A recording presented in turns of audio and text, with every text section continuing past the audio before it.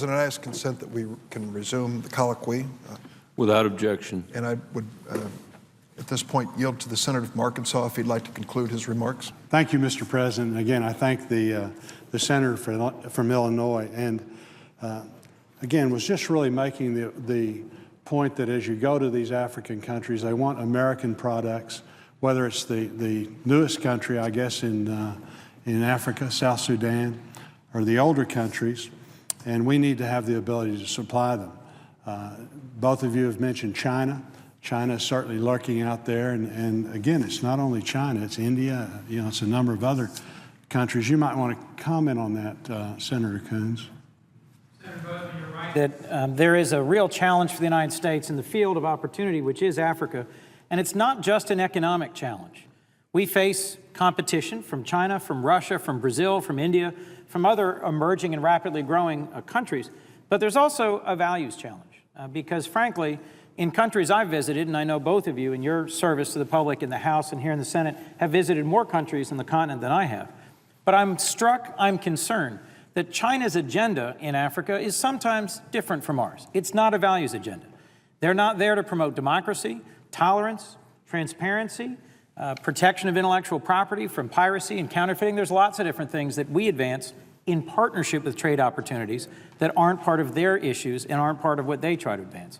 I'm impressed that Senator Durbin has pulled together an all-of-government strategy for dealing with this opportunity, and I'd be interested, Senator Durbin, in hearing more about the mechanics of how this bill will actually work to deploy all the different resources of the U.S. government. I thank the Senator from Delaware. This develops a comprehensive strategy to coordinate the agencies of our government in helping U.S. businesses export to Africa.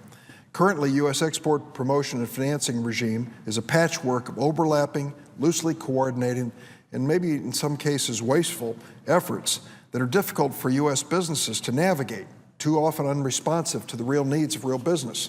This bill creates a special Africa export strategy coordinator to ensure this is no longer the case. He'll work with the existing export agencies and make sure they're on the same page.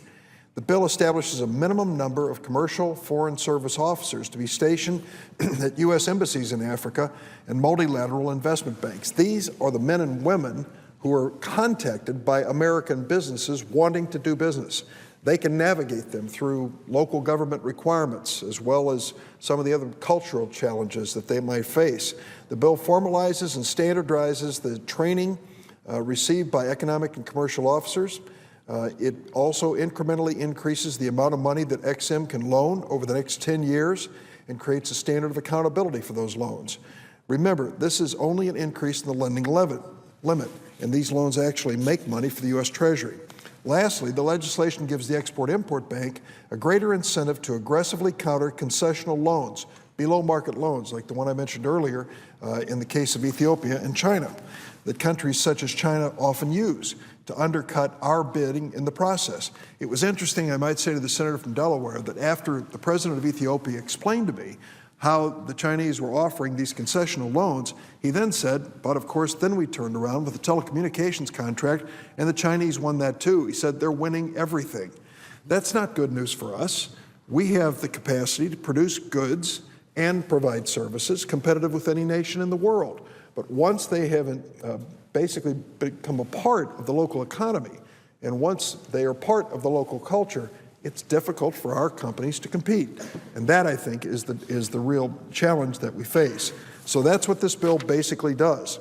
And I think it not only creates an opportunity to create jobs here, but as has been mentioned by Senator Boozman and Senator Coons, these are developing nations which are reaching a level of economic maturity.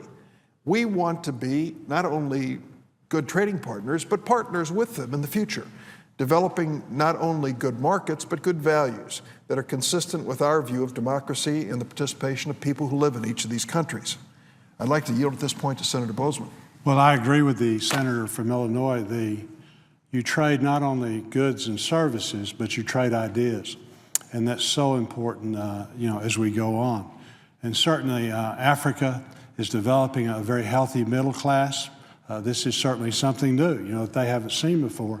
And again, they're hungry for American products. I appreciate the way that the legislation was crafted in the sense it's revenue neutral. There's no cost to the taxpayer. What we're trying to do is get a plan together to make it such, particularly our small businesses, so that they can compete with this huge continent that has so much going for it, and again, could be such a great help to a state like mine. We're talking about in Arkansas, we already export $5.6 billion in merchandise.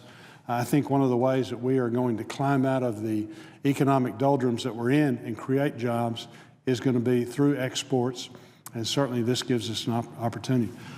Senator Coons, you know, you could almost say, using the statistics from the senator from Illinois, he talked about 7 of the 10 top emerging economies coming out of Africa. We're almost doing a disservice to our small businesses by not going forward with this legislation. That's right, Senator Boozman, and I'm grateful that you've been an active participant in helping pull together on this bill what has been a bipartisan consensus in this body and in the House on the importance of improving the access to the export opportunities of Africa for businesses large and small in the United States. Both of our states are well known for our poultry exports. All 3 of our states also have manufacturing exports across all the different sectors of our economy. We can't help but do better if we increase our exports to Africa. You know, 50 years ago, roughly 70% of all U.S. funds that flowed towards Africa were development or relief assistance from U.S. government sources. Today, that's inverted. In fact, more than 80% of all U.S. dollars that flow to Africa are direct investment by the private sector. So, Senator Durbin, you've led the effort to create a wise bill, a smart bill that uses that leverage, that makes, as Senator Boozman says, the rapidly growing markets of Africa accessible to our home state businesses, large and small, but also makes a more efficient, more focused use of the dramatic resources of our federal government and makes it more accessible. What's next, and where do we go from here? Well, I can tell the senator from Delaware and Arkansas, if you ask the average American to give you their image of Africa, it will be an old image. The image of new Africa is a continent that is changing dramatically, as those numbers show, and listen to these numbers. In the year 2000, 7% of the population of Africa had access to the internet, 7%. 2009, the number was up to 27%, almost a 4-fold increase in access to the internet. There's also a revolution when it comes to mobile telephones. In 1998, there were fewer than 4 million phones on the entire continent. Today, there are 500 million, from 4 million to 500 million phones. And most people would assume, they have this image of the dusty little village in Africa where people live under pretty primitive circumstances. And that's true in many parts of Africa. But 78% of Africa's rural population has access to clean water. 78%. Clean water, access to information, and the global market are the pillars of building a middle class. In Africa, this means a middle class hungry for goods and services. And the United States can use that to our advantage. Now, I'm open-minded about this. I want us to be able to import from Africa as well, because that is the nature of a good trade relationship. It can't be all one-sided. Of course, our first priority is American jobs in Arkansas and Delaware, Illinois, and Colorado. But let's understand that as the middle class grows, their productivity will grow too, and what they can provide us can make a big difference. The World Bank said recently in a report, Africa could be on the brink of an economic takeoff, much like China was 30 years ago and India 20 years ago. So this bill promoting our trade into Africa couldn't come at a better moment. Senator Boozman, I'd like to yield to you at this point. Well, I agree with the gentleman from Illinois and the senator from Delaware. The bottom line is that there is, just a tremendous opportunity for our country. I think that our country, as we do start the trade process, trading ideas, along with goods, that again, we're givers. We can be very, very proud of the work that we've done in Africa. Nobody's done more as far as whether we're talking about food. I was one of the co-chairs of the Malaria Caucus. We can be very, very proud that the work that the Congress has done in the last several years. And these are things that the Western world, can get together and eliminate. But along with that, as the potential increases, as the continent is settled down, as they're developing a middle class, 60% of the businesses that do exports are small businesses, and certainly we need to get in there. And with this bill, challenge us to increase by 200%. With this bill, it gives us the incentive. It gives us a template for how we do that, and then so that we can stop this erosion by the Chinese, where they're outdoing us by about 3 to 1 right now.